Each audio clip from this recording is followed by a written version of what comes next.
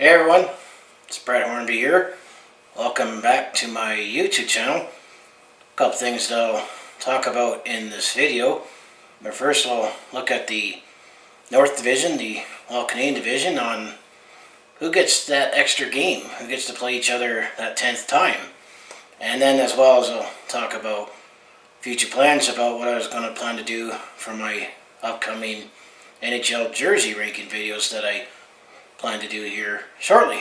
So first, let's take a look at I know the NHL, they had a nice little chart where it showed how many times each opponent's going to play each other in this North All Canadian Division. I mean, the other divisions with the West, Central, and East, where you have 8 teams in the division, it works out that you get to play everyone else with the other 7 opponents 8 times for 56 games. However, with only 7 teams in the North All Canadian Division, the math doesn't quite work with only 6 other opponents. So it works out that if you did it 9 times, you would only get 54 games for 6. So 2 teams you get to play 10 times, and it's not surprising who are the teams that will get to play 10th time, based on closest when it comes to geographics. Because that's the other thing that they scheduled for the geographics because of, trying to reduce travel and maybe minimize potential outbreaks if there is any. So first, when it comes to the Calgary Flames, well, the Calgary Flames will be taking on the Edmonton Oilers and the Vancouver Canucks 10 times, with everyone else playing 9 times. I mean, no surprise with that, given that those are the 2 closest teams to Calgary, and you can only imagine seeing them 10 times and then potentially 7 more times in a playoff series. So that would be even more ramped up, even more interesting, as 9 or 10 times as opposed to 8 times in the other divisions. So when it comes to the Edmonton Oilers, well, I already mentioned the Calgary Flames and the Vancouver Canucks. So yeah, you get the 3 Western Canadian teams who'll get to see each other that 1 more extra time, plus add in a potential 7 more times for a playoff series, which will really have things up. Can only imagine what could potentially happen in those 10 games. That would be the storylines going into a potential playoff series. So now when we get to the Montreal Canadiens, well, the Montreal Canadiens, they will get to play the Ottawa Senators and the Toronto Maple Leafs that extra time 10 times this season. And, could this finally be the year that maybe the Toronto Maple Leafs and the Montreal Canadiens, would they finally meet in a playoff series? I believe it's also been almost 30 or 40 years since that's happened. I think if I recall, it might be 1979. I'm not too sure if I know exactly when the last time the Toronto Maple Leafs and the Montreal Canadiens have met in a playoff series. We almost had that in 1993 for the Stanley Cup Finals. Keep in mind, at one time, the Toronto Maple Leafs used to actually be in the Western Conference. But even Montreal and Ottawa, they've had some very heated rivalries too in the playoff series. So that would be very, very interesting to say. And then when it comes to the Ottawa Senators, well, they actually get to play Montreal the 10 times and the Winnipeg Jets, which that is a little bit of a surprise, that I thought maybe the Ottawa Senators would have that extra time against the Toronto Maple Leafs, given the Battle of Ontario. I mean, Winnipeg's kind of in the southern central. I know Winnipeg is still more west, towards the west instead of the east. I know the longitudinal center of Canada actually is just east of Winnipeg, but I actually find that a little bit of a surprise that the Ottawa Senators get to play Montreal and Winnipeg that 10th time. And then when it comes to the Toronto Maple Leafs, well, Toronto gets to play Montreal that extra game, and the Winnipeg Jets.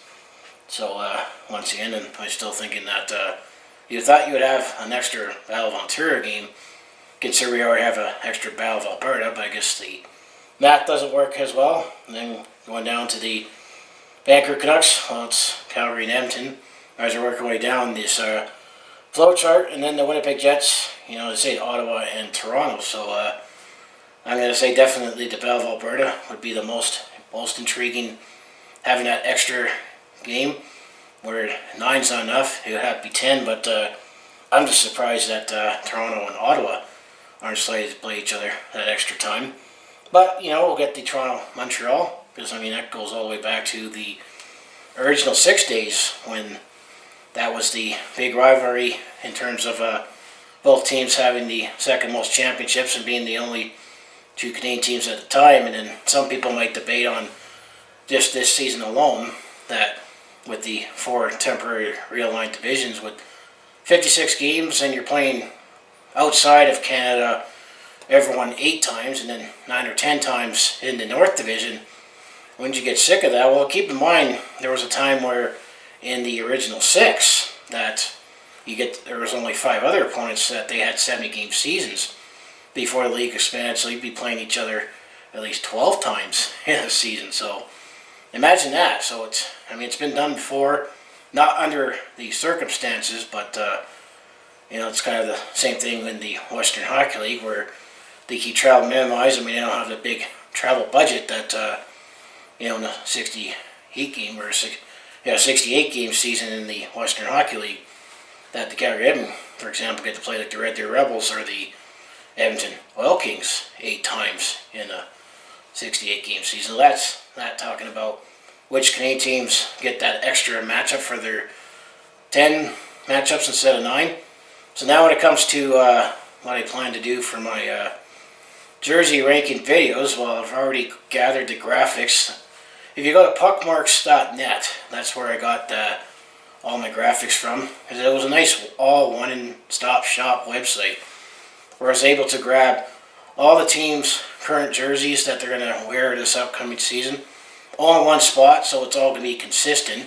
So I've at least grabbed all my graphics, and I've actually made my thumbnails, which I use Canva to make my thumbnails that I plan to use for those videos. It's just a matter of me now having to make my list and then do a ranking them and obviously record it. But one thing that I want to try to do in my jersey ranking video is that now that I got a more powerful computer, which has definitely been making video rendering and editing much faster with my more powerful computer, which is the MSI GF65 at 16 gigs of RAM as opposed to my HP Pavilion that I've had for 11 years, only 4 gigs of RAM that barely can chug Windows Movie Maker. But I want to try to use DaVinci Resolve for my jersey ranking video, because what I would be more intrigued with that is that I can, talk away, give my ranking, and explain the jersey while having the jersey shown in the video. That's what I want to do instead of, because it wouldn't be as easy to do that with Windows Movie Maker. So I'm going to have to work on that, but hopefully I can get, there's going to be 4 lists that I'm going to come up with, because I want to rank the current home jerseys, the current away jerseys, and I think the most interesting one will definitely be the reverse retros and the alternates. And then looking at that Puck Marks website, I think, there's 31 teams for home, away, and reverse retro, since everyone has each of that. But I thought there was 37 jerseys that I found for the alternates.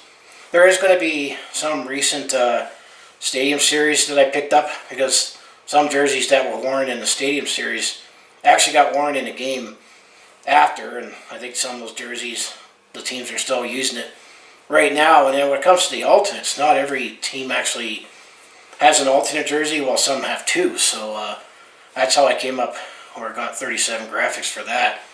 So hopefully I can get all that done in the next week and a half. Now that it's still winter break, and not my much needed winter break, but given what's been going on with COVID, my activities have been really, really restricted, where I haven't gone out as much and decided to spend as much time at home. So I'll have time to make the videos, but I still have to figure out. I think I figured out how I'd be able to do it in DaVinci Resolve. It's a different editing program, but hopefully I'll get that out shortly for ranking my jerseys all around the league. And maybe I'll do this annually, every year, because every teams will change their jerseys, introduce new jerseys, and then your feelings on certain jerseys might change over time, especially, let's say, for example, the reverse retros were so far you've only been able to see the graphics online, and also the other thing that's away from the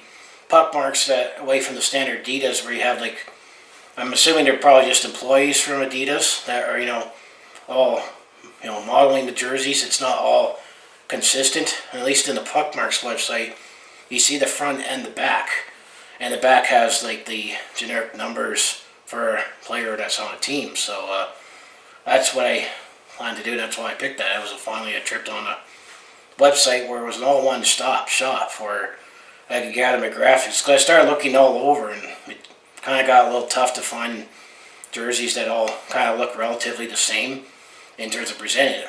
So that's what I plan to do. So as I say, if you want to follow along this Calgary sports fan's journey, home of Flames, Hib, and the Roughnecks and Stampeders, I mostly do talk Calgary sports on my YouTube channel, but I also do personal vlogs, attempt to comedy, and I also have share my experience when I'm on the road or a sport event.